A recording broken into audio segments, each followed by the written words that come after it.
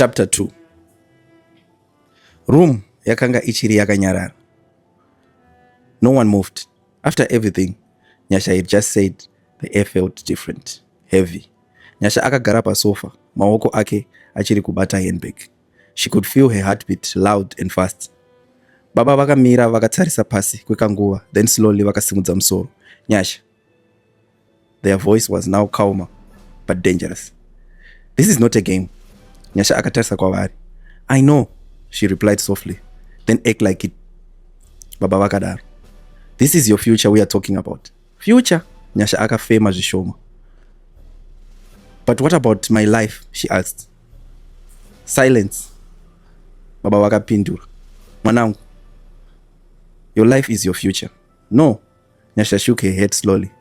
My life is how I feel every single day. Room yakabva yanyarara zvekare. Feelings change, baba vakadaro, but decisions, those stay. Nyasha akadzikisa musoro. That hit. Because she knew they were right, but also they were wrong. Before anyone could speak again, door rakavhurwa zvishoma. Tinashe akapinda. Akamira pamusuwa, achitarisa everyone. Then his eyes landed on Nyasha. Silence. Tave kutaurirana here? He asked. His voice was calm, controlled. Nyasha akasimudza musoro. Tinashe. She didn't know what to say next. He walked in slowly. Akamira pamberi pavo. I had enough, he said. Room yakabva yachinja. Is it true? We asked Nyasha. Pane mumwe munhu. Nyasha akanyarara. She didn't want to lie anymore. Answer me, Nyasha. She took a deep breath. Yes. Word rimwe chete. But it changed everything. Amai vakabata muromo. Baba vakagara vakanyarara. Tinashe akangomira still. For a moment, it looked like he was fine. Then he laughed. Soft and painfully. Of course, he said.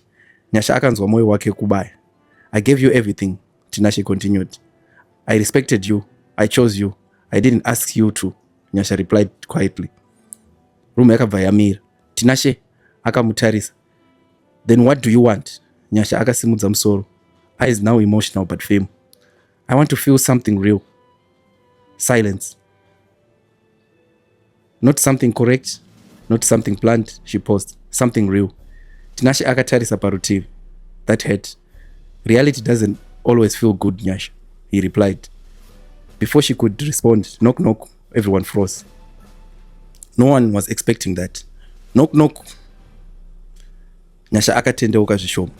Her body reacted before her mind did. Pane munhu aripo, izwi rakabva kunze. Nyasha akanzwa moyo wake kutseuka. My way. Nyasha akanzwa moyo wake kusvetuka.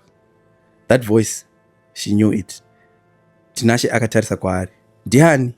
He asked slowly. Nyasha couldn't speak. Knock knock. Nyasha, it's me. Everything stopped. Nyasha akavhara maziso, maoko ake achidedera. Because now, there was no more running. Akadzoka.